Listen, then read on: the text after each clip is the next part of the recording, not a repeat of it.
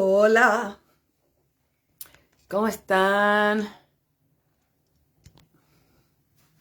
Aquí yo en otra locación. Como que hoy día el tema es más académico. Entonces estoy usando un fondo académico de libros. No, no, para cambiar un poco también, ¿cierto? Ahí. Ya, vamos a preparar aquí todo el material para lo que les voy a contar hoy día. Hola Sandra, qué puntualidad. Muchas gracias por estar aquí tan puntuales. Hola Eli. Hola, hola, ¿cómo están? Elvira, ¿cómo estás, Elvira? Nos vemos el 27, ¿o no? Chantaje emocional. Ay, ay, ay. Quería marcar unas cositas aquí para que no se me olvide lo que quiero decir.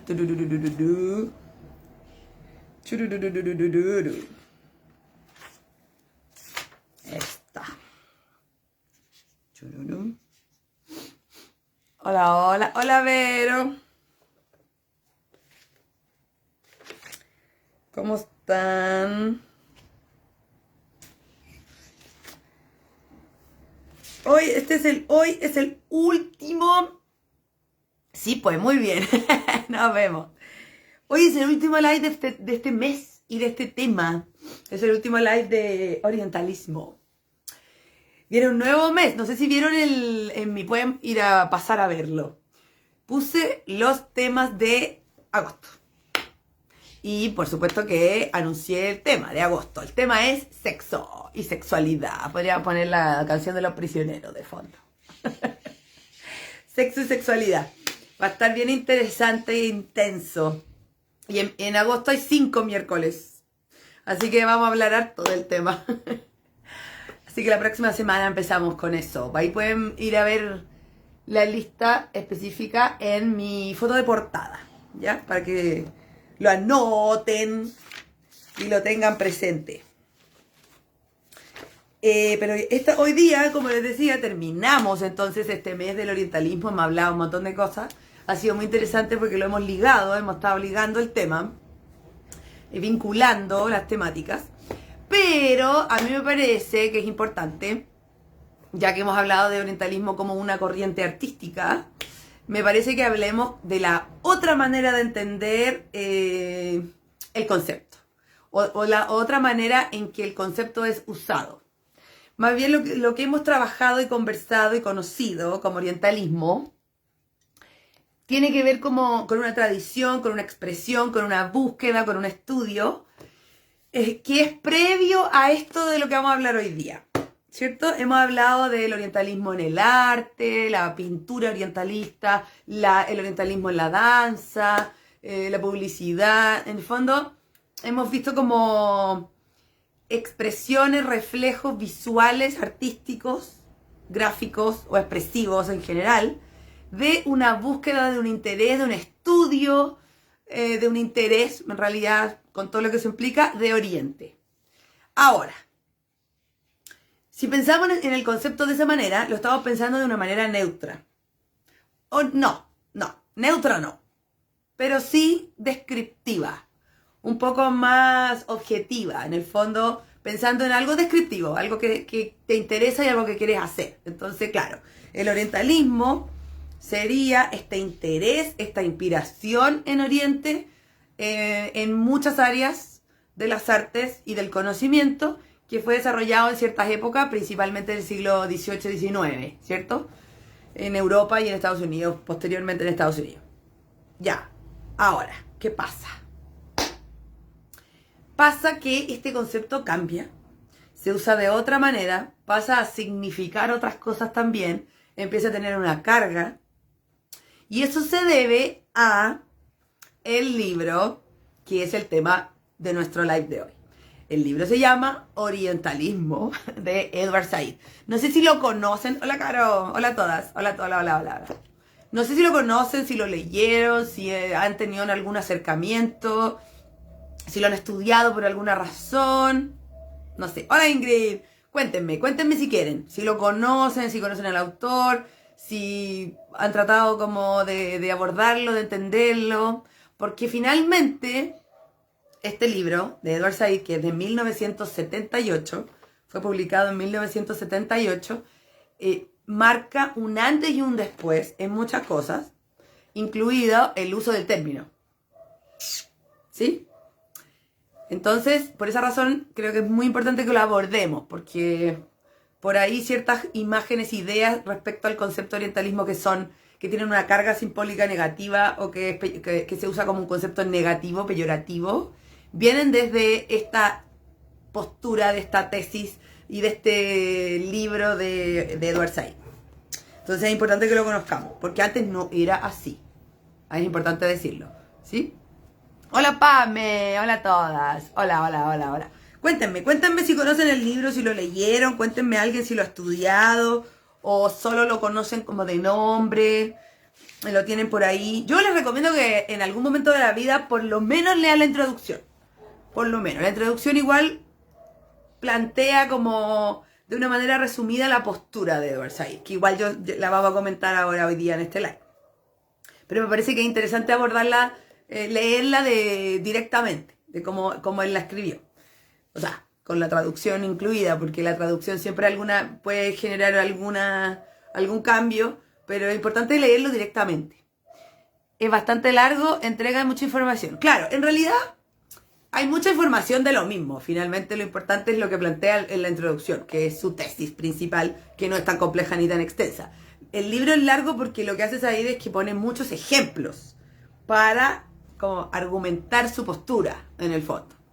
Eso es lo que pasa, por eso es tan larga, porque en el fondo ya vamos a hablar de su tesis principal, lo más resumida posible, y tengo que decir que me hago cargo de todo lo que voy a decir y cómo lo voy a decir. Esto es un análisis mío, producto de... Yo he estudiado y analizado el texto y el libro a raíz de varias instancias académicas en las que he estado, incluso este año también lo estamos trabajando en mi diplomado de Pensamiento y Culturas Asiáticas en la Católica. Otra vez lo estoy revisando y lo leí como por interés personal hace como 20 años. Entonces lo he revisitado además que lo he estudiado, lo he leído, lo he revisitado de acuerdo a intereses del momento y lo he ido entendiendo también de manera distinta y también todo ha ido evolucionando porque esto que planteas ahí y que genera un cambio en las humanidades incluso y en el pensamiento crítico y en los estudios culturales, o sea, así de importante y crucial es lo que planteó Said, como que mueve todo el panorama de los estudios culturales y los estudios árabes de Oriente. Como que me parece que a pesar de que hay un antes y un después, igual importa ver lo que ha pasado después de él, porque por supuesto él tiene detractores. Yo lo leí en un curso de formación general en la Chile hace mucho tiempo, dice Tatiana. Interesante lo que dice, porque no era referencia importante en esos años. No, claro, o sea, de verdad hay y yo creo que el libro se fue entendiendo con los años. Y el análisis principal de la tesis de Edward Said vino cuando él ya se había muerto. Él se murió en el 2003. El próximo año son 20 años. Oh, Dios mío, ¿cómo pasa el tiempo? Como que desde el 2003, como homenaje a él, empezó a haber una crítica más clara. Y también hubo como, yo siento como una postura más clara de parte de los detractores de él, que son de su misma corriente. Muy paradójico. Ya vamos a hablar de eso. Entonces, como digo, lo digo nuevo, esto es un análisis mío, basado en mi observación, en mi estudio del texto, y obviamente sesgado por mis apreciaciones culturales e incluso ideológicas, y mis aproximaciones a Oriente también. Yo creo que no podemos ser completamente objetivas ni neutrales, ¿sí? Yo tengo que decir que cuando lo leí la primera vez fue como ¡wow! ¡Me encanta! Por fin alguien dice esto. Fui muy groupie de Edward Said, se lo compartía a todo el mundo. Creía que como que por fin alguien decía las cosas como eran. Pero a medida que fue pasando el tiempo, también yo fui matizando mi opinión. Y me fui dando cuenta de algunas cosas a medida que estudiaba Oriente, yo también. ¿Me entiendes? Ya, voy a decir la manera en que voy a resumir la tesis de Edward Said de su libro. Yo creo que lo que hace Said es que él, lo escribí, cuestiona la manera en que se ha construido una imagen de Oriente y del Islam en Occidente. En general, en resumen, a grandes rasgos, es eso. El Said lo que hace es cuestionar esta imagen que se ha construido en Occidente sobre el mundo árabe y el Islam, porque él lo une a que ya eso es un tema de crítica.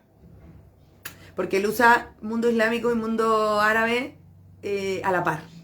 Y eso ha sido una crítica de sus detractores, porque en el Medio Oriente y en el Lejano Oriente, considerando que él habla de orientalismo como Oriente en general, hay muchos pueblos y muchas culturas que no son árabes y no son musulmanas. Entonces ya partimos con un ojo. Pero me parece que como un punto de partida lo que hizo Said fue esto. Removió absolutamente, como les decía, lo que habían sido los estudios culturales sobre Oriente, que era un gueto, que era un espacio muy cerrado, que se daba un poco vuelta en sí mismo, que era muy romántico en la manera de abordarlo. Y lo que hizo él fue decir, a ver, momento. Todo esto es un invento y a lo romántico también es una mirada peyorativa. Porque él cree que esta imagen que se construyó de Oriente en Occidente está determinada por el poder. Por lo tanto está sesgada. Y tiene que ver con el imperialismo y con el colonialismo. Y que en el fondo, por esa razón, el orientalismo es un instrumento de poder. De esa manera es como la palabra fue adquiriendo esta connotación peyorativa, ¿cierto? Como de que cada vez que alguien en Occidente, sobre todo en Occidente, porque ahora, pues, le adelanto algo, hay como un neo-orientalismo que habla de respecto, por ejemplo, al mismo Occidente, como que habría un orientalismo sobre Latinoamérica por parte de Estados Unidos, por ejemplo. Pero eso es posterior, para que vean cómo fue permeando el pensamiento crítico y los estudios culturales esta postura de Said, a pesar de que es muy general, es general y radical y como que no tiene un poquito de espacios para la crítica, que es lo que se ha ido cuestionando con el tiempo. Pero de todas maneras, como punto de partida, ha influenciado un montón. En adelante, de hecho, este libro se considera el libro fundacional de los estudios postcoloniales. Así de heavy, que es una rama del pensamiento crítico y de las humanidades, los estudios postcoloniales. Ahora, es importante decir que este libro cae en un contexto, en un momento, en un tiempo muy político y que es un tiempo en que se estaba desarrollando esta descolonización, podríamos decir. Esa descolonización de parte de países del norte de África principalmente y de Asia también, partió en 1953 y desde ahí no paró. Muchos países se independizaron de este colonialismo, entonces había una efervescencia propia del tema, ¿me entienden? Hola Yana, ¿cómo está? ¿Cómo está tu vida? Perdón chiquilla, el paréntesis, pero cuando aparece gente querida que sé que estuvo ahí con situaciones un poco intensas, quiero mandarte todo el cariño, todo el amor, Yana. Espero que esté todo mejor, ¿sí? Amo la perspectiva de Said. Yo también, pero creo que igual hay cositas que se le pueden ahí ver, como cuestionar, pero como punto de partida removió todo y eso es innegable y fue muy necesario, digamos. Entonces, como decía, este libro cae en este contexto de descolonización y se considera el libro fundacional de este fenómeno, de este proceso. ¡Ah! ¡Qué lindo! Saludos, cariño, a tu bebé. Qué bueno, qué bueno. Me alegro mucho, mucho, mucho. Qué bueno, qué bueno. Entonces, lo que hace Said en el libro tiene 3 partes principales y lo que hace es que lo primero que hace es que hace como un recorrido histórico desde Grecia, desde la antigua Grecia hasta el siglo XX, con ejemplos súper concretos, claros de la literatura, de la poesía inglesa y francesa y de Estados Unidos también, incluyendo a viajeros y cronistas, la Ingrid está por ahí, pero hombres sobre todo, ni siquiera recurre a mujeres, entonces ahí también hay un sesgo, ojo. pero recurre a literatura incluyendo a viajeros también como Marco Polo, no solamente viajeros que fueron al Medio Oriente, sino que también a China, las primeras expediciones a China, al Lejano Oriente. Hace todo un recorrido por la literatura, no tanto por la pintura. La pintura no se detiene tanto porque Edward Said era profesor de literatura comparada. Esa era su especialidad. Entonces obviamente se detiene mucho más la literatura, la poesía. Y pone millones de ejemplos desde la antigua Grecia, como les digo, hasta el siglo XX, para mostrar de qué manera se construye esta imagen, esta idea. Tengo las palabras claves aquí. Cómo se construye esta imagen de Oriente, en que Oriente y la gente de Oriente es descrita como despótica, extrema, no democrática, ¿cierto? Autoritaria, por lo tanto con gente sumisa, que se somete a eso. Fanática, como un lugar de fanatismo, ya sea religioso, ya sea por una monarquía, ya sea por distintas razones, un lugar extremo de fanatismo, obviamente también religioso. Un lugar sensualista en que como que se exuda la carne, el erotismo, muy representado por la pintura orientalista también, ¿cierto? Con las imágenes de las mujeres que analizamos en el primer live de este tema, en el primer miércoles del mes. También como una cultura ignorante, que es capaz o sobrepone a las ideas lo que en Occidente se considera como casi superstición, que es esto de centrarse en la religión, que Alá determina y define todo, frente a las posibilidades autónomas de creación y de las ideas que pueden desarrollar la humanidad, finalmente.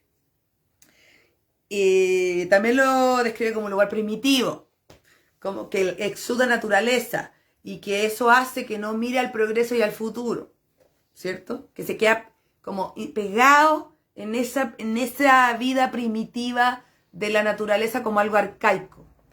Y por último, incluso analiza sobre todo los textos más antiguos que definen a Oriente como una cultura bárbara. De hecho, un ejemplo de ello, sabemos que si bien el concepto, el nombre de autodenominación es el pueblo Amazigh, ¿cierto? Fueron llamados bereberes. En el norte de este pueblo originario del norte de África fue llamado bereber, que significa y que viene de bárbaro. Entonces, estos conceptos que les expongo son un resumen de lo que Said va exponiendo y va describiendo y va poniendo ejemplos, como les digo, en distintas áreas del conocimiento y de las artes y de distintas expresiones, de qué manera son puestos ahí o descritos o mostrados la gente de Oriente y Oriente. Él dice, insisto, que esto es un estereotipo, o sea, en el fondo la idea de Oriente en Occidente es un estereotipo creado que se va difundiendo sin cuestionamiento y que además se le van sumando ideas. O sea, como que este estereotipo no solo nunca se cuestiona y no solamente se sigue propiciando y es la base para entender Oriente, sino que además se le suman ideas que potencian esta mirada como superioricistas de Europa y de Occidente, de esa parte de Occidente sobre Oriente, y que por lo tanto propician también esta mirada desde el poder, ¿no? Que en el fondo lo que pretende es dominar a Oriente. O sea, en el fondo el orientalismo no solo sería una manera de entender, como una forma de conocimiento que puede ser sesgada, claramente la define como sesgada y prejuiciosa y estereotipada, sino que además es un instrumento, un arma de poder, porque en el fondo lo que Occidente quiere es dominar a Oriente. Entonces lo sitúa como inferior y lo describe de esa manera para que en el inconsciente colectivo esta idea se instale y de hecho genere como una distancia, una aversión. Hay un concepto que se usa, que él usa también, que es un concepto que se usa mucho en los estudios culturales, muy interesante, que es la otredad. La otredad, como que es un concepto que se usa también en psicología, en antropología, en sociología, se usa en muchas disciplinas y en todas las humanidades de distintas maneras, pero Edward Said lo plantea como que en el fondo esta otredad es una contraposición, es una polaridad. Entonces, casi una polaridad que es que se enfrenta desde que se considera desde el enfrentamiento, finalmente. Este otro que no es como tú, entonces hay que alejarlo, ¿no? Cosa que no se expresa así en otras ramas, en otras disciplinas. Hasta ahí todo perfecto, pues chiquilla, maravilloso. De hecho, ahora podríamos hacer el ejercicio, juguemos, a ver, juguemos. Antes de cuestionar a Said. Antes de decir, a ver, pero, ¿qué pasa? ¿Qué podemos cuestionar respecto a su idea? Hasta aquí perfecto, pues, porque nadie lo había dicho así, porque es cierto. O sea, claramente es un estereotipo, está sesgado. De hecho, nosotras mismas que nos dedicamos a la danza de Oriente, hemos analizado a través de los lives que hemos hecho este mes, de qué manera esta imagen de Oriente, de las mujeres de Oriente, de las danzas de Oriente, ha sido una construcción y que esa construcción, esa idea, esa imagen se ha perpetuado y se le han sumado cosas. Tenemos el ejemplo de... Bueno, y en este caso estoy siendo neutral. No estoy diciendo que fue bueno o malo, sino que finalmente en Occidente entendemos Oriente de esta manera, con estas imágenes. Por ejemplo, danza oriental, Matahari. O sea, es indudable que para la gente que no tiene ningún acercamiento con la danza y con la cultura, inevitablemente asocia la danza de Oriente, las mujeres de Oriente con Matahari, con las odaliscas, sin entender lo que significa eso, con esta... lo que Edward Said también describe con este sensualismo, hipersensualidad, erotismo, ¿cierto? Que es una mirada absolutamente sesgada, estereotipada. O sea, y eso es así. O sea, otro ejemplo de ello es la manera en que llegó a Occidente la danza oriental a través de las ferias universales, que también hablamos de eso, de este personaje, podríamos decir, porque no era solo una mujer, partió siendo una, pero después muchas se denominaron, se autodenominaron así también, porque empezaron a adquirir fama gracias a ello. Este personaje que fue Little Egypt, que es un reflejo de la representación de Oriente en Occidente, que es absolutamente mixturada y con el sesgo de la mirada de lo que se cree que en Oriente, que en Occidente se espera de Oriente. Entonces, hasta ahí Edward Said tiene toda la razón. Y por fin se dijo como se dijo, y en el momento que lo dijo además tenía toda la razón por el hecho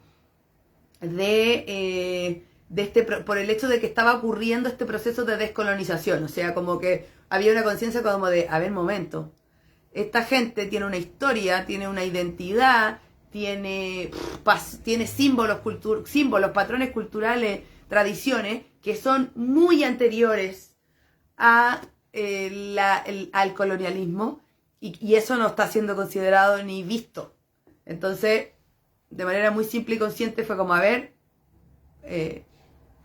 quitemos ese velo y veamos a este mundo, a esta gente desde lo más real posible, porque además, dice Said, voy a leer una cita para ello, además dice Said que Oriente nunca tuvo la posibilidad de aportar en esta construcción de su imagen. Estuvo sin voz, dice.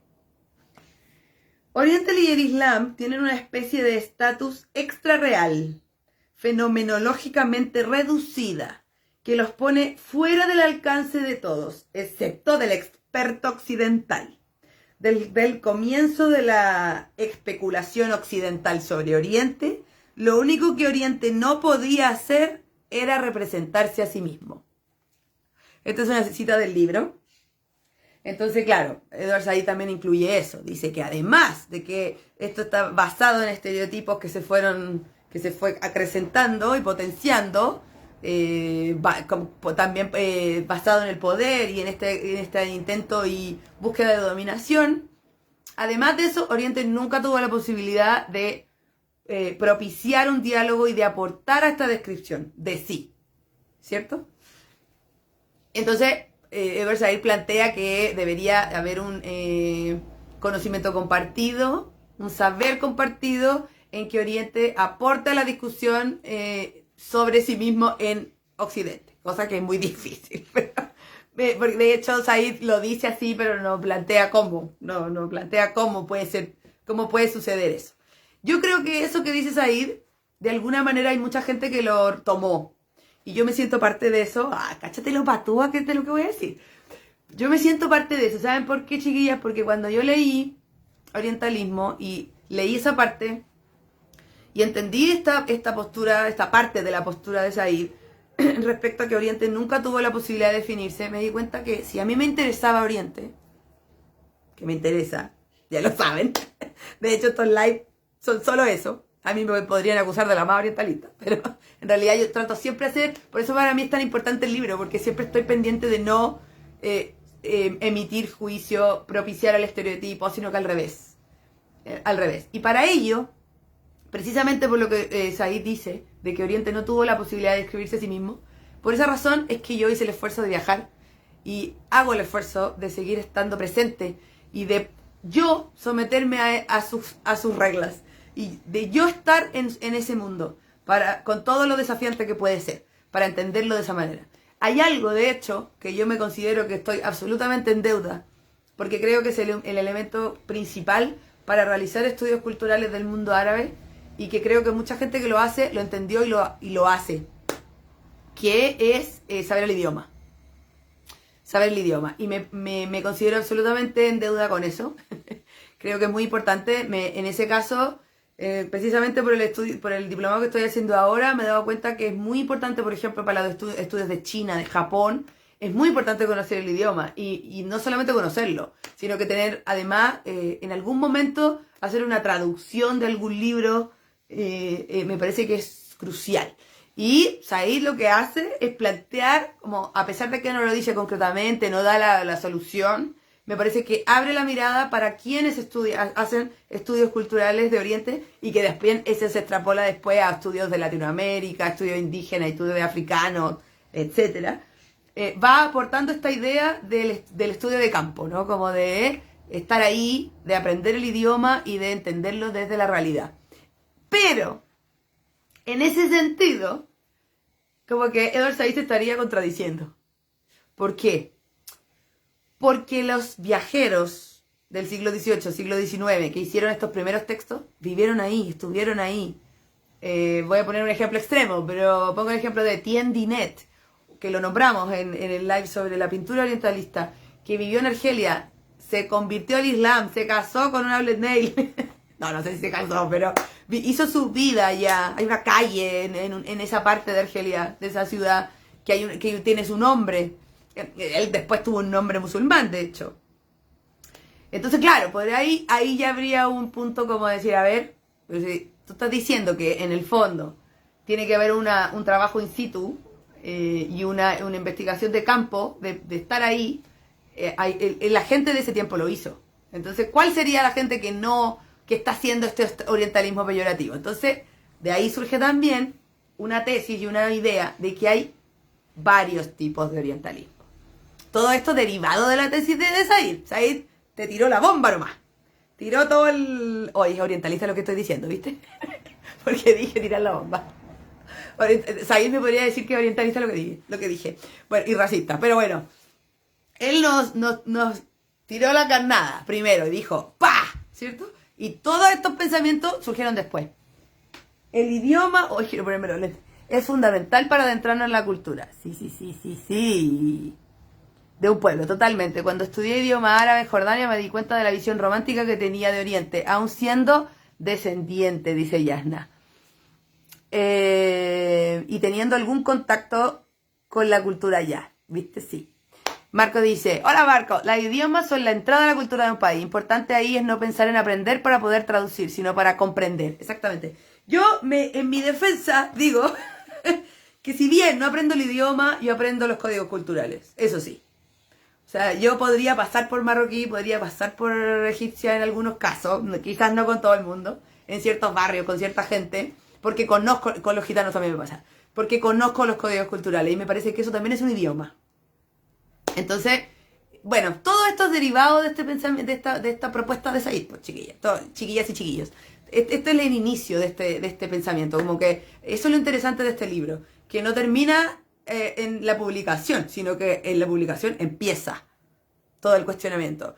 Y de hecho el próximo año se cumplen 20 años de la muerte de Said y hay un montón de congresos preparados. Yo de hecho tuve el privilegio de estar en un congreso en España, en un lugar que se llama Casa Árabe, en Madrid, que se llama Casa Árabe, en que y justo cuando yo estaba pasando por ahí había un congreso de Said y pude ir a algunas ponencias, duraba varios días, pero yo pude ir a un día y era impresionante lo detallado, había detractores, muy detractores, así que decían que era un fraude, que era absolutamente poco académico, porque él cruzaba su conocimiento intelectual con su identidad y que en realidad lo único que hacía con el libro era justificar la causa palestina.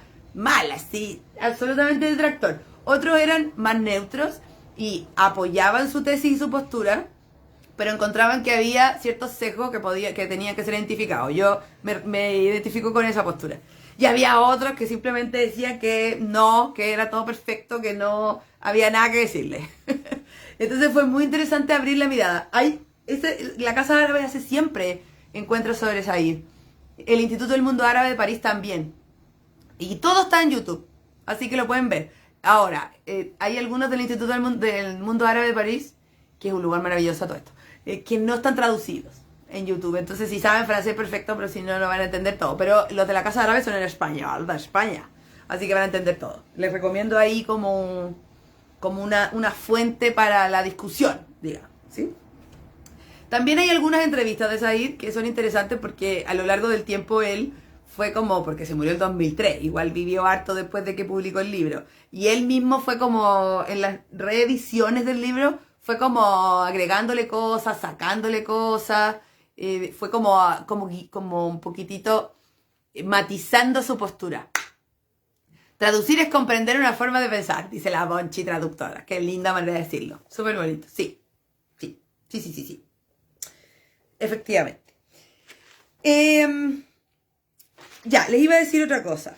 Que estos son mis super resúmenes. Tengo como 10 resúmenes de estos. Porque como que les digo, lo pienso todos los años. No, todos los años, mentira, no. Lo leí la primera vez en 97. Yo creo que lo he revisitado unas 6, 8 veces, por ahí.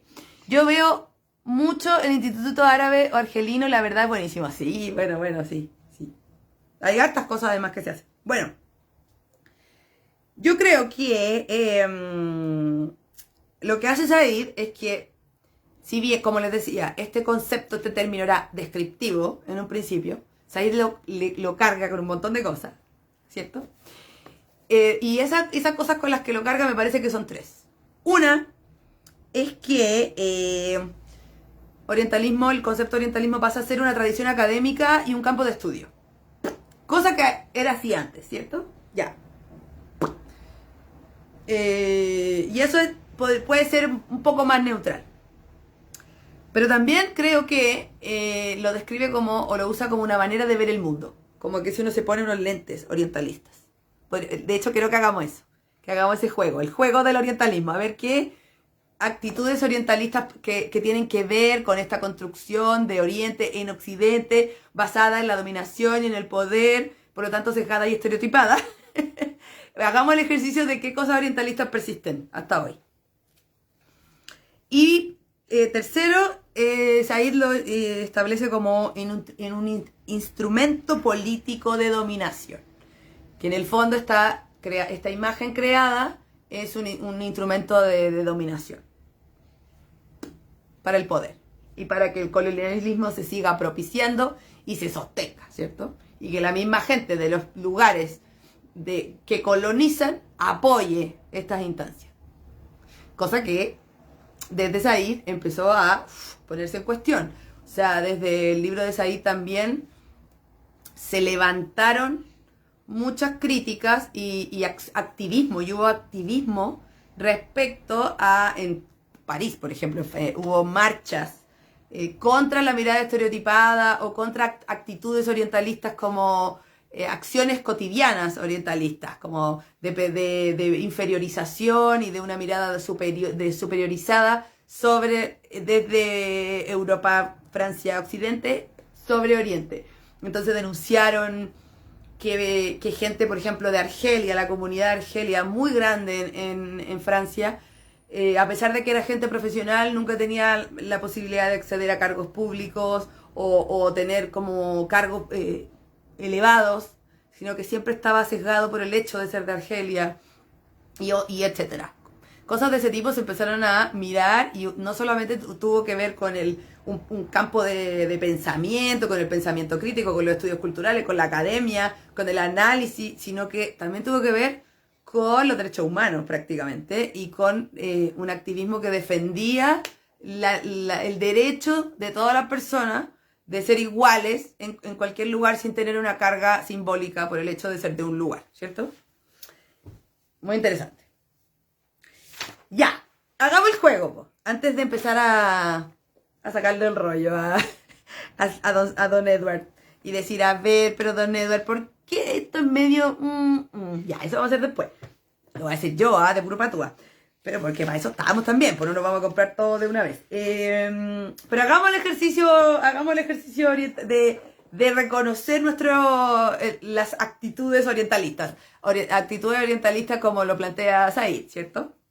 Con esta creación de la imagen de Oriente en Occidente basada en el poder, en la dominación y que lo plantea como inferior y estereotipado. A ver, ejemplos. Puede ser de el lejano Oriente, puede ser del Medio Oriente.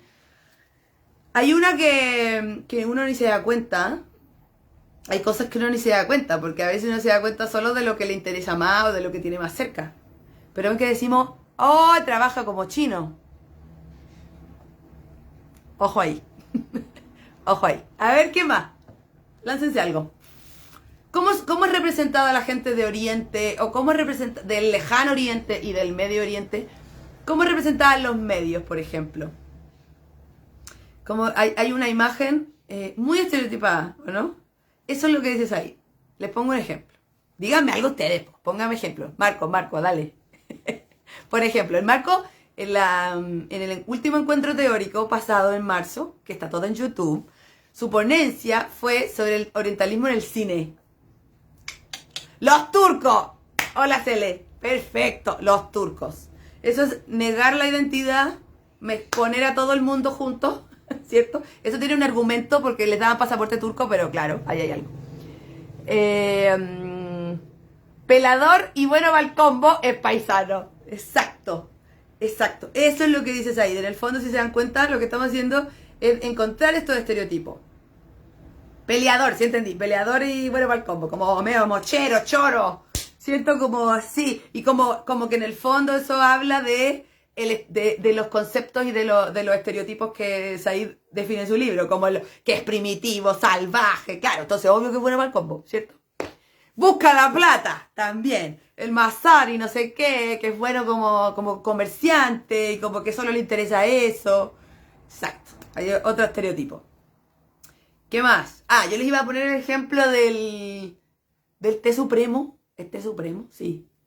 ¿Han visto al que hace que es como un hindú que habla como así?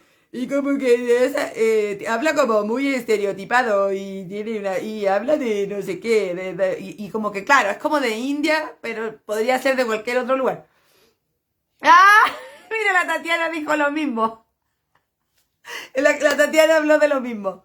Y como que tiene una cosa así como que ni siquiera le sale parecido, porque los hindúes no hablan así español. Paisano bueno para regatear, también tiene que ver con esto de la plata, ¿no? Y si se fijan, lo que están diciendo que es cotidiano y concreto, alude a los conceptos que identificó ahí. Primitivo, salvaje, que no va al progreso, sino que es gente sumisa, totalitaria, totalitaria, o sea, ante este totalitarismo es gente o sumisa o autoritaria, como chora y que quiere dominar. Como, ¿qué más? ¿Para qué decir la danza, pues chiquilla? Lo relacionado con la danza, ahí podemos estar todo el día. pensando en lo de las mujeres. También es orientalista pensar, oh, pobres mujeres con velo, que no entienden nada de la vida, reprimidas y controladas. Ojo. Ojo ahí también. Los chinos, para referirse a los coreanos, los japoneses, los tailandeses, exacto. Todos iguales, ¿cierto? Como que hay gente que dice, ay, son todos iguales. Que todos los árabes son musulmanes, exacto. Generalizar en cuanto a la religión. ¿Para qué decir? Ah, Ceilán, sí, Ceilán Supremo, po. Ceilán Supremo, ¿no? Ese es el claro. Dentro de eso, o sea, esto ya es como que yo creo que ni siquiera lo pensamos porque es demasiado cliché para nosotras, porque nos interesa la cultura, pero hay gente que todavía asocia musulmán con terrorista. O sea, como que, no sé. Me acuerdo una vez que fui a una fiesta de disfraces y como que un amigo no tenía de qué disfrazarse, entonces yo le pasé una chilaba de hombre y un cufille. Y todo el mundo, ¡oh, Bin Laden! Llegó Bin Laden de la bomba y no sé qué. Todo el mundo. Nada, no pensaba en otra cosa.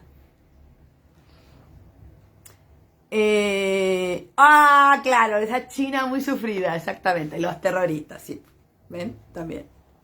Y ven, otra vez, terroristas, fanáticos, totalitario, como que siempre volvemos a lo mismo, a lo que Said identificó como los conceptos que construían esta imagen estereotipada. La odalisca, total. Que la odalisca existe. Esa palabra, ese concepto existió históricamente. Está todo bien con eso. Odalisca viene de oda, que significa habitación, en el turco, en el turco otomano. Punto final. No significa nada más. El tema no es la palabra, sino que es lo que se le pone encima a odalisca. Que baila para los que andan en pelota todo el día, echándose aceites y cremas y como provocando al sultán. Y que el sultán tiene puras orgías con todas las niñas y... Ese es el problema de la idea de la odalisca. Entonces, por lo tanto, si tú bailas esto, eres parte de eso, po. La danza es una excusa para la orgía, digamos. ¿Me entiendes? Claro. Un montón. Entonces, Said tiene toda la razón, po. O sea, obviamente este ejercicio, este acto que hizo, por supuesto que removió todo. Y de hecho algunos académicos como que lo acusaron como de que era muy simplista el análisis que hacía. Y él dijo, pero es que así de burdo es el orientalismo, así es de burda es la actitud orientalista de la gente. Entonces, soy simplista porque hay algunas actitudes muy simples, muy simples, pero simples de burdas también. ¿Sí? La geisha chilena, ¿verdad? Hay un montón de cosas, hay misoginia también. Uf, Dios mío. Bueno, ya. Podríamos seguir, ¿cierto? Pero el Hollywood, dijo alguien por ahí. ¡Uf! Lleno de odaliscas, ¿cierto? O de Salomés, que le cortan la cabeza al otro, ¿cierto? O de Cleopatra, que es como la única, como casi tirana, ¿cierto? O Cherezade, que es como todo muy etéreo, como que todo muy poco real, finalmente. Ya, si se fijan, todos estos ejemplos, lo que hacen, que es lo que denunciaba Said en el libro, lo que hacen es como generar una esencia de Oriente, como Oriente es esto, sin considerar ningún matiz, ninguna diferencia, ninguna individuación y característica de identidad que hay por miles en Oriente, en cuanto a tribus, en cuanto a historia, en cuanto a un montón de cosas. ¿Sí? Hola, Caro, la danza de los 7 velos. Claro, la danza de los 7 velos como asociada a la odalisca también, ¿cierto? Bueno, pero la danza, esa danza de muchos velos existe también. Es la danza de Ishtar, que es un mito y es parte de una de las de la mitología de Egipto y de Irak también, porque la diosa es la misma pero va cambiando, pero son 9, no 7. Y va traspasando portales, entonces se va sacando un velo que en el fondo es como despojarse de algo. Es una historia muy hermosa, pero que se orientalizó a través de esto, como se orientalizó desde el concepto de orientalismo, lo digo. Se redujo a esta asociación como con sacarse la ropa nomás. ¿cierto? Sin ningún simbolismo. Todas estas cosas existen, eso es lo más heavy, que ni siquiera acá sabemos de dónde viene. Entonces yo las invito a eso, po, a que cuando escuchen historias, mitos, tampoco lo destruyan o lo alejen de una vez, como Dalisca. No, sí existe. El problema no es que exista o no exista, el problema es la carga que tiene. Ahí está el esencialismo que denunciaba Said. Ya. Ahora, Don Said. Discúlpenos, Don Said. Creo que Salomé, claro, lo que pasa es que en el ballet en la obra que escribió Oscar Wilde, porque Salomé es un personaje de la Biblia, pero Oscar Wilde escribió una obra de Salomé que se llama Salomé, que se llevó al ballet. Y en el ballet se pone así. Sí, se plantea de esa manera. Casi como un acto del vodevil.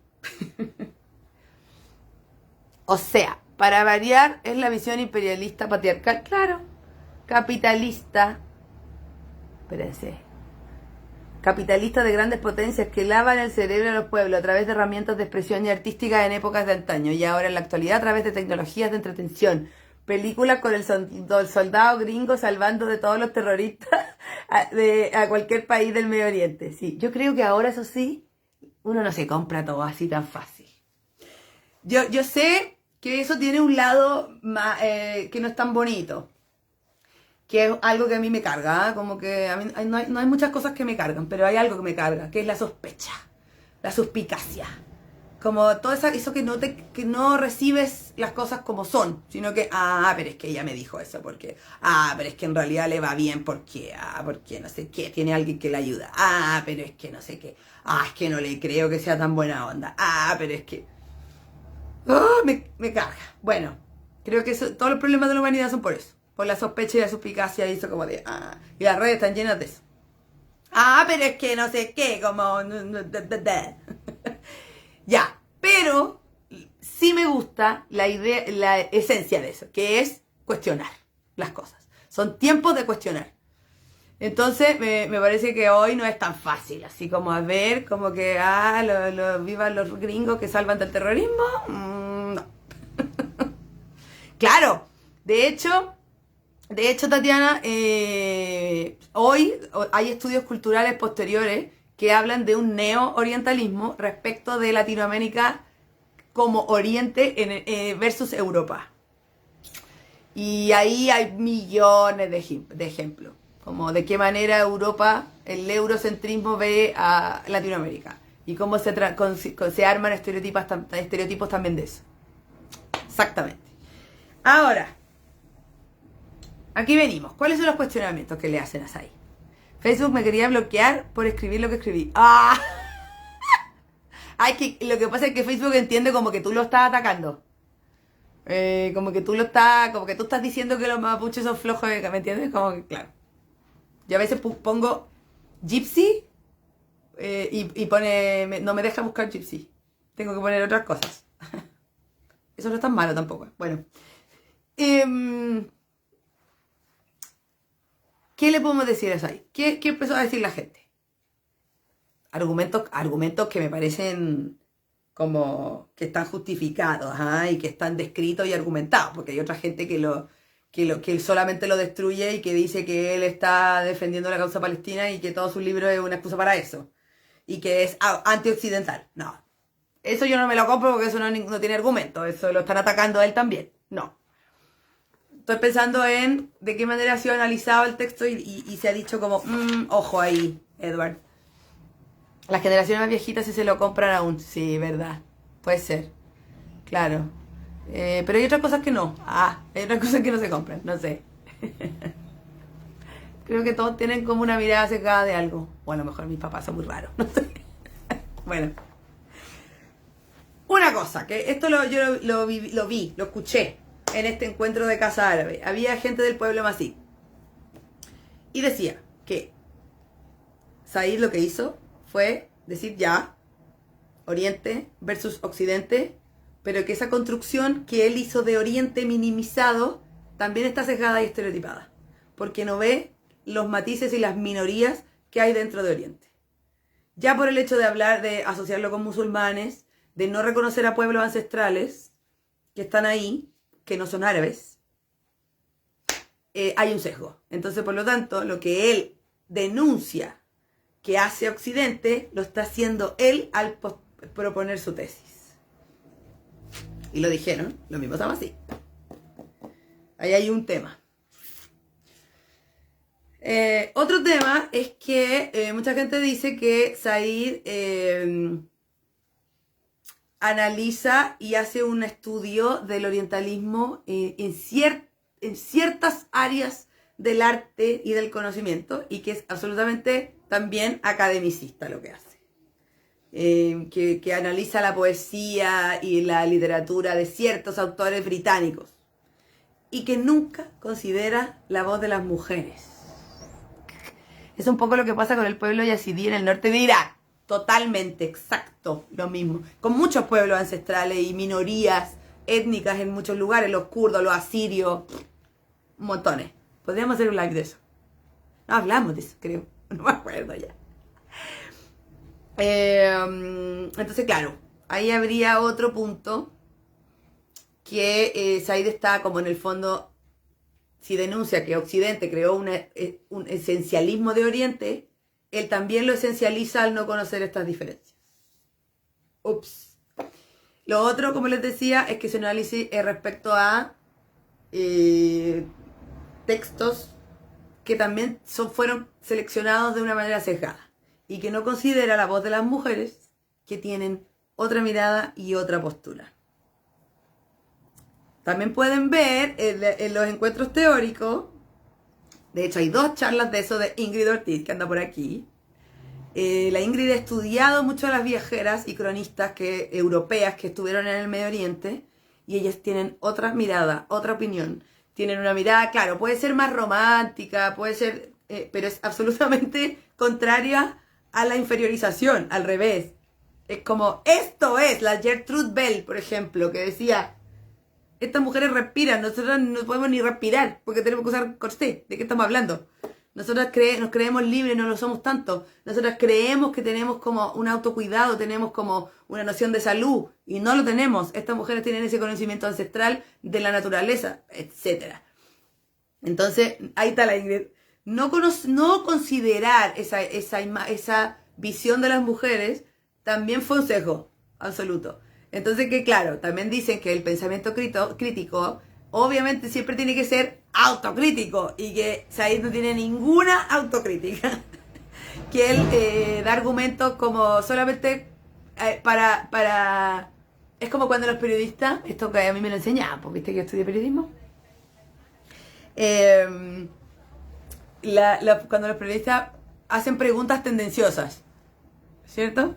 Por ejemplo, no sé, muy como la gente que está en un terremoto, le dicen, ¿cómo se siente? Ya, eso puede ser una pregunta neutra, ¿cierto? Pero hay gente que dice, oh, se siente desprotegido, invalidado, vulnerable, como que en el fondo la gente va a decir, sí, como que la respuesta se la diste tú, ¿cierto? Ya, dicen que eso hizo Said, que le puso puro ejemplo que le convenían para argumentar su tesis, que no lo puso en cuestión, y que claro, hay un 95% de ejemplos del arte, de la literatura, etcétera, de la poesía, que son, que construyen esta mirada y esta imagen estereotipada, pero que hay un 5% que no. Y ese 5% están las mujeres, y no lo consideró. La Ingrid dice, la mirada de la viajera es muy amplia y variada. Pueden analizar todo, hasta los colores del cielo. ¡Oh, qué lindo! Sí. Sí, porque hay una mirada mucho menos concreta. Las mujeres no son... Piensen que los hombres cronistas, ¿qué eran? Soldados, administradores, algunos eran pintores, pero igual todos iban en campañas políticas, eran institucionales, o sea, eran colonialistas. Las mujeres no. Las mujeres, muchas de ellas volvieron de la expedición con sus maridos y volvieron solas a hacer un trabajo personal, por un interés personal. No son institucionales, por lo tanto podríamos decir que no son colonizadoras. ¿Me entienden? Quiero conocerlas. Ah, sí. Ya, voy a estudiar las charlas de la Ingrid, y también otras que yo he estado estudiando, sobre todo la hermana de Edward Lane, que me encanta, que se llama Sofía Lane, que era de la pesca, Edward Lane escribió un libro que se llama Maneras y Costumbres de los Modernos Egipcios y todo el mundo lo cita. Y nadie la cita a ella, que escribió todos estos artículos, todas estas cosas de un montón de temas. Nadie la pesca. Entonces, vamos a hacer live de eso. Pero después de agosto, porque en agosto ya tenemos temas. Y es sexo. Sexo y sexualidad. Ya, ¿qué otra ahí reparo se le puede hacer a Said? También se le dice que lo que hace Said es que es la gente también que dice que es antioccidental. Lo que hace en el fondo es como poner a estos dos lugares como centros y como mundos o como lugares simbólicos, ni siquiera solo lugares geográficos, porque finalmente el punto de partida es ese, ¿cierto? Oriente y Occidente, que están en distintos lugares del mapa, pero que en el fondo los separa y los distancia. Entonces con esta tesis lo que hace es que la gente se odie. Lo voy a decir súper burdo y simplista, pero hace que la gente se odie y que unos y otros no quieran saber del otro. Como que, no, en Oriente pueden decir, ya, entonces no me interesa nada de los europeos nunca más, porque todos los europeos hacen orientalismo con Oriente. ¿Están así? Es por esa misma razón que yo ponía en cuestión, por ejemplo, el trabajo orientalista de Ruth Sandenis, por ejemplo. Claro, la imagen que construye Ruth Sandenis de los símbolos o de imágenes o de tradiciones de Oriente pueden ser estereotipadas, claro, porque no viajó. Lo escuchó mucho y lo construyó en su mente, pero no podemos decir que lo inferioriza. Entonces, en ese caso, lo que hizo en el fondo Edward Said fue generalizar. Entonces, que es muy importante, pero eso fue muy bueno, porque en el fondo hubo gente que dijo, a ver, ya, momento. Si Edward Said generaliza, busquemos los ejemplos que no son como Said dice. Entonces surgió otra motivación por como revisitar a esta gente y a esta como artistas, literatos, científicos, cronistas de Europa que hablaron sobre Oriente, sobre todo en el siglo XVIII y XIX. Se revisitó todo eso y surgieron nuevas ideas también. Y así es como se conocieron más a las mujeres cronistas, a mujeres en general. Y también se descubrió, por otro lado, el orientalismo en el propio Oriente, que a eso le llamamos autoexotismo. Que con todo el respeto del mundo con lo que voy a decir, eso pasa mucho en nuestra danza. La danza oriental, el Raqs Charqui, de alguna manera está construido desde ahí, desde un autoexotismo y desde una imagen mixturada. No podemos decir que Samia Gamal representa a las mujeres del Nilo, que las mujeres campesinas del Nilo, no. No podemos decir que representa a las mujeres nubias. No podemos decir ni siquiera que habla de esa diversidad cultural de Egipto, no. Entonces, este autoexotismo es algo que también es importante mirar, como estas prácticas autoexóticas y como que van generando este estereotipo desde el mismo Oriente. Claro, hay gente que dice que eso fue culpa de Occidente, porque es parte de la dominación, como que les lavó el cerebro. Entonces la gente hizo eso por eso. No sé, no es tan simple. No es tan simple. Lo que hizo, por ejemplo, Mohamed Ali en Egipto, con esta idea de él reinó entre 1805 y 1800, no sé por qué ves esto, entre 1805 y 1848, y él tenía esta idea de modernizar a Egipto, ¿cierto? Del progreso, mirando a Europa, no queriendo ser como Europa, pero mirando a Europa. Y eso implicó echar abajo muchas tradiciones y empezar a establecer o a decir, esto es egipcio tradicional y esto no. Y eso implicó poner un pie encima a tradiciones callejeras de Egipto, que desde ese momento fueron miradas de manera peyorativa, con juicios como la danza de la Kawasi, cosa que recién está cambiando. Recién en Egipto están diciendo que sí, que son pioneras, que su danza fue la piedra angular que propició todo lo que pasó con el oriental después, que después vinieron las Sawalim, que también se invisibilizan por lo mismo. Entonces, también fue muy importante ese trabajo, que yo creo que tiene mucho que ver con nuestra danza y con los formatos escénicos de nuestra danza, más bien. Creo que el autoexotismo y estas actitudes orientalistas internas también fueron elementos importantes para generar este estereotipo. ¿Sí? ¿O no? ¿Están de acuerdo? ¿O no? Porque finalmente también hay mucho... Lo que pasa en Oriente también pasa mucho eso con lo escénico. Que es muy hermético, o sea, es muy local y no entendemos nada o no lo vemos porque ni se graban, ¿cierto? Los beduinos, por ejemplo. Las danzas beduinas. Tenemos idea, porque es muy de ellos. No están en YouTube, ni es de ellos. Sus festivales. Los tuareg se están abriendo. Ya. Pero por otro lado, está toda esta otra lado de el autoexotismo. Entonces, y esos son extremos, esencialistas, que serían orientalistas igual. Y están dentro de Oriente.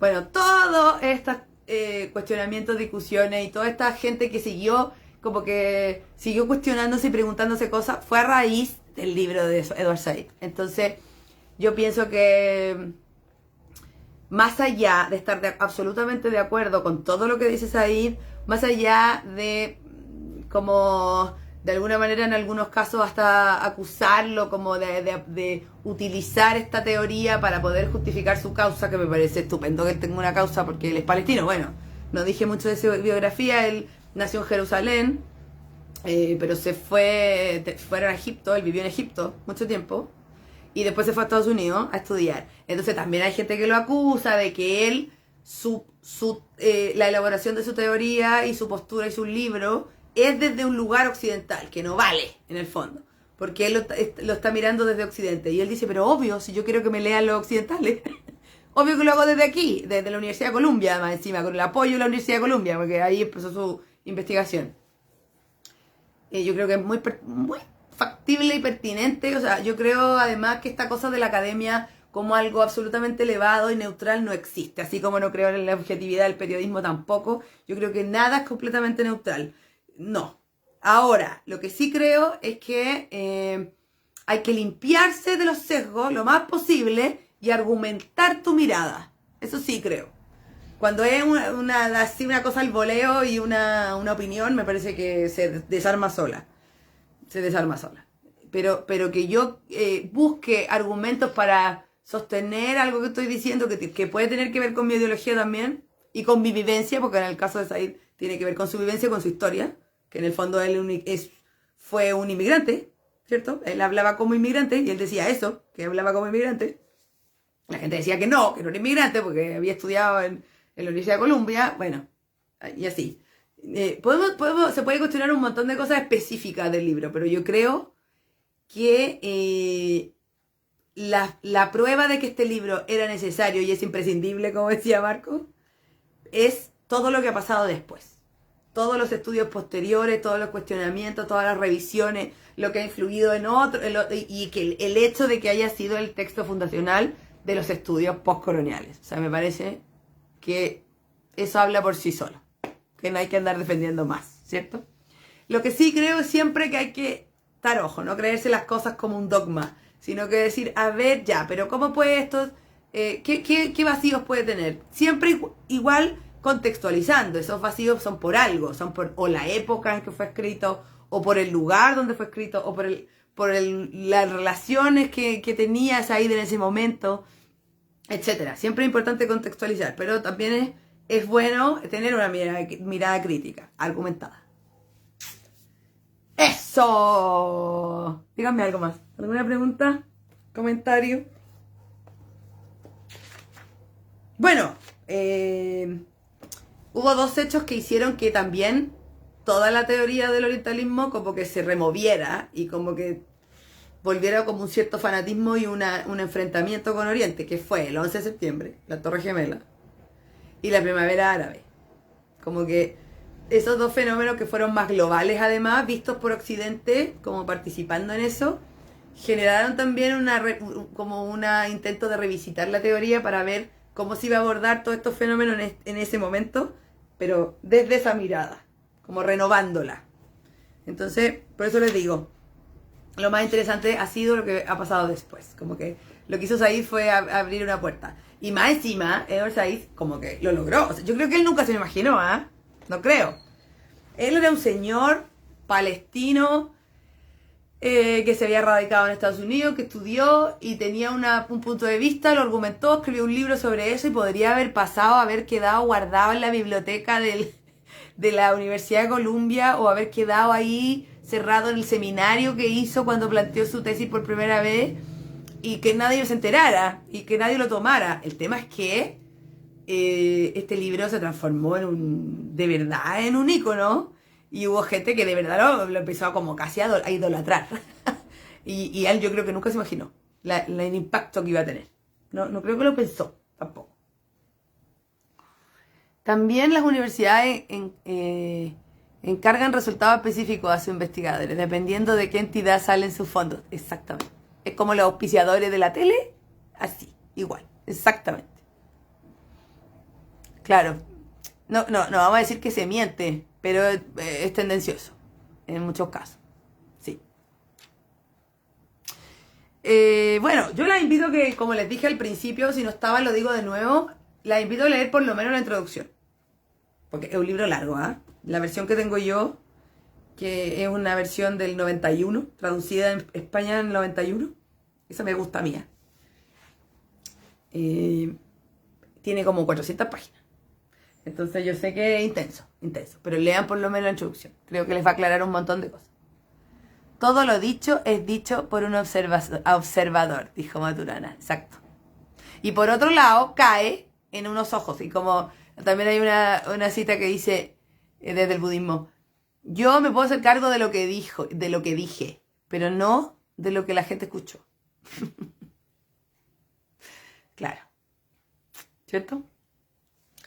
Ya, pues, estamos cerrando entonces el mes del orientalismo. Ha sido muy interesante. Muchas gracias por su aporte, por su interés en este tema, por todos sus comentarios. Yo siempre lo digo de nuevo. Estos live son... A mí me han dicho mucho que haga podcast. Y no pienso. ¿Por qué? Porque a no ser que tenga público en el podcast. No sé cómo, no sé. Porque necesito la retroalimentación. Esto no son clases, ¿cierto? No, son conversaciones, conversatorios. Entonces necesito que ustedes mismos me vayan como planteando cosas, diciendo algo, me dicen algo que hace que se me ocurra otra cosa.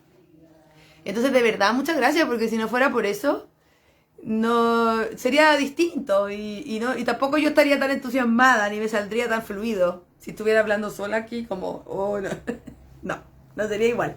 Así que muchas gracias, por eso también lo sostengo, porque siento que seguimos reuniéndonos acá. Hay un encuentro que ya es que ya sucede, digamos, más allá de que no les vea las caras, ¿cierto? De nada, gracias a ustedes de verdad por estar aquí. Gracias. Hoy es el live número 122. Dios mío. Ay, qué linda. Muchas gracias a todas. Ahora Sabina, muchas gracias a todas. Muchas. Sí, he visto eso, he escuchado más bien.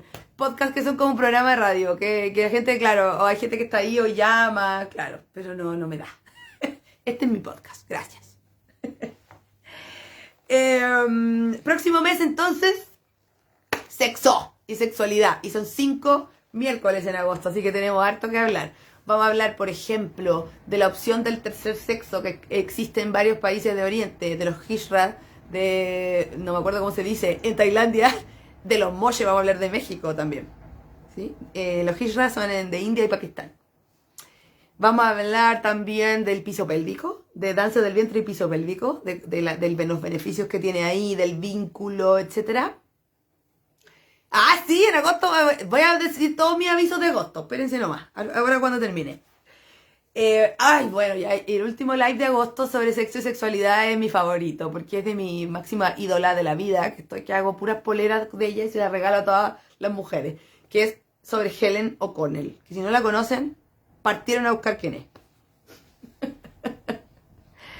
He aprendido harto. Ay, Marce, qué bueno. Siempre la Marce está, además. Como que, o sea, ya son como que además se repiten. Yo sé que a veces no pueden estar, pero muchas me hablan que lo vieron después. Gracias por eso. Sigan mi canal de YouTube, para que les aparezca ahí los avisos cuando lo actualizo.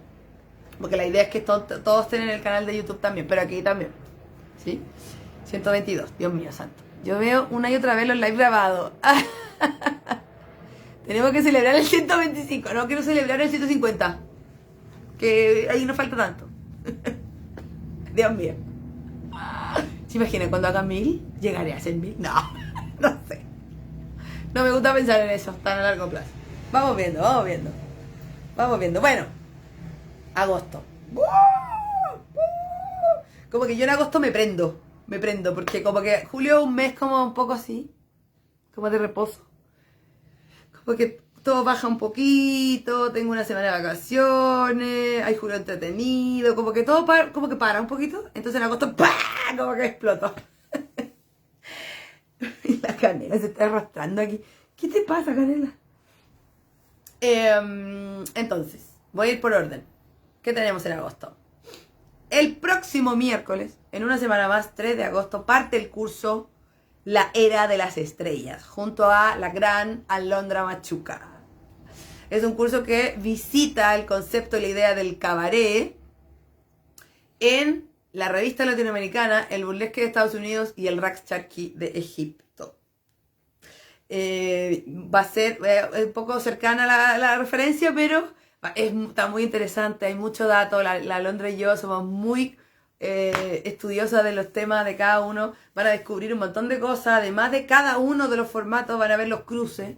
Y es muy interesante, va a hablar además de la importancia de cómo las mujeres se volvieron tan importantes en las épocas de oro en distintos lugares, en México, en Estados Unidos, en Argentina, en Latinoamérica, muy en Latinoamérica, y esto llega también al Medio Oriente, con sus formas, cada uno con sus formas propias. Es un curso teórico práctico, tiene historia, teoría y tiene, por supuesto, danza, ¿sí? Y cruces, vamos a ver cruces ahí, como de lo corporal también. Y de lo performático, como dice mi amiga Alondra. Eso parte el 3 de agosto. Es un curso que vale 78 lucas, el curso completo, las 8 clases. Y lo pueden pagar en 4 meses. A veces uno ve 78 lucas y dice, oh, pero son en 4 meses. Y son 8 clases. Saquen la cuenta. Ya. Y somos 2. Eso no vale, les digo. Ya. Después, yo estoy por orden.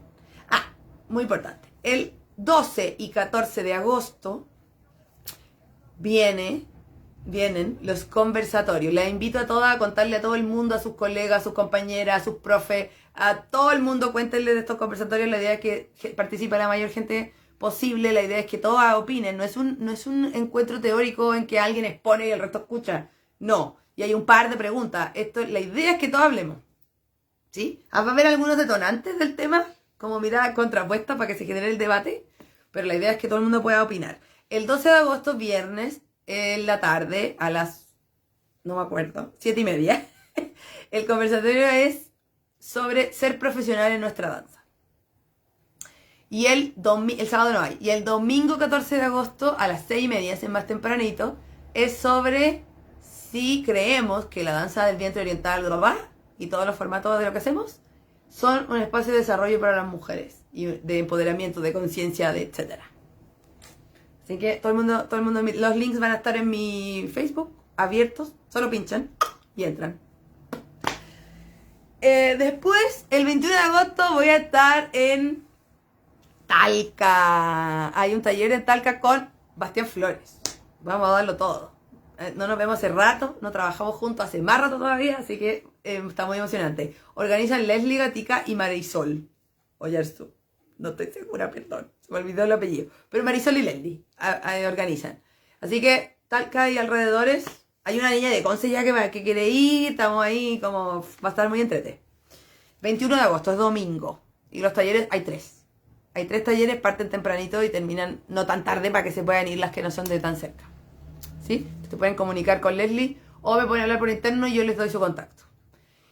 Y el 27 de agosto es la Paola Ton. Ya les conté que estoy ahí preparando un viaje. Voy a volver a Egipto y alrededores para buscar más respuestas, para más inspiración y más temas para compartirles. Obviamente esta Paola Ton va a tener una retribución. O sea, si ustedes me ayudan en la Paola Ton, yo me comprometo a devolverles con todo el conocimiento que les puedo transmitir y compartir a través de mis clases y a través de estos live también. ¿Cómo pueden colaborar en la Paolatón? Bueno, hay un taller a las 3:30 de melodía y percusión con música en vivo. Es de 3:30 a 5:30 y tiene un aporte libre entre 5 lucas y 15 lucas, lo que puedan. ¿Sí? Hay un conversatorio después del taller a las 6 más o menos hay un conversatorio que se llama Pregunta lo que quieras, me pueden preguntar del tema que quieran, un poco como con todo lo que he hablado en los live, todo lo que quieran, del tema que quieran. Ojalá tengan la respuesta, si no voy a ser sincera. Y eso es con aporte voluntario. Y también ese mismo día va a haber Feria de las Pulgas, que, aprovecho de aclarar que no es una Feria de las Pulgas de emprendedoras, no, porque eso sería algo que yo creo que se necesita como concentrarse en eso. Podemos organizar eso alguna vez, una feria de emprendedoras. Pero en realidad esta feria de las pulgas son cosas mías, que tengo hace 20 años de cosas de danza, de vida, de un montón de cosas. Tengo desde libros, cosas de papelería, ropa de danza, de verdad de todo. Carteras, bolsos, mochilas, accesorios varios, un montón de cachureos. Hermosos. Y muy barato. ¿Sí? Igual después, para las que no son de Santiago, lo voy a publicar, lo que me quede de esa venta. ¿Sí? Entonces también pueden aportar con eso, con la Feria de la Pulga. Y también pueden aportar con lo que voy a lanzar en un rato más, en la tarde. Redoble de tambores. ¿Qué es lo siguiente? Resulta que estoy muy moderna, entonces tengo toda mi música digitalizada y uso Spotify. También me pasa con los videos y otras con algunos DVD y hay cosas como materiales como audiovisuales. Pero resulta que cuando digitalicé es porque tengo todo esto, CDs y DVDs. CDs de música para las clases, de todas las danzas que yo hago. India, Marruecos, Túnez, Argelia, Amasik, Tuareg, Calvelia, todas las gitanas, Calvelia, Chingerdi, Ramon Jabasi, música sufi, música de los palacios, música nubia, música saidi, música baladi, tengo todos estos CDs y tengo muchos DVDs de instructivo, antiguo igual, pues, no tanto, pero de los que a mí me sirvieron mucho al principio de mi carrera. Instructivos, tengo películas árabes, etc. Entonces, voy a hacer una rifa en que el premio va a ser un paquete completo de ese material. Voy a ver cuánto, no sé si entre 50 y 100 CDs de música y más o menos el mismo número, yo creo que eso un poco menos, de DVDs. El número va a costar 500 pesos. Entonces son 2 rifas y 2 premios. Uno de música con CDs y otro de DVDs. ¿Sí? 500 pesos el número. Entonces ese día, el 27, que justo hoy día falta un mes, vamos a lanzar el premio. ¿Quién se gana la rifa con todo ese material? Obviamente lo pueden piratear, entonces una se lo gana, pero se lo comparte a la otra, ¿cierto? Y es muy fácil porque ahora, por ejemplo, si su computador no tiene para meter CD, hay unos aparatitos que se pone con un USB y te permite, y baja un programa y extraes todos los CD en tu computador y tienes la música digitalizada igual. Y si tienes para escuchar CD también lo podías escuchar. Así que esa es la rifa, pero la voy a lanzar después en un videíto. Les voy a contar más específicamente cuántos de música son, cuántos de DVD son, cuántos números voy a vender. Me gustaría vender 50 y 50. 50 números para los CD, 50 números para los DVD. Si vendo más, mejor, pero por lo menos eso. ¿Sí? Hola, Alison. Así que esa es la rifa, po. Porque además no los voy a botar. Yo no los uso. Están ahí hace años, llenándose de polvo. Tampoco los voy a botar. ¿Cómo los voy a regalar todos? Como que a quién se los regalo, me costaría mucho. Entonces, si me ocurrió esto también, para que también haya una retribución y todo vaya fluyendo, ¿cierto? ¿Le gustó? La idea de la rifa estaba chora, ¿no? Así que eso. Y como les digo, se los pueden compartir después. Toda la cuestión. Piratea todo. Filo.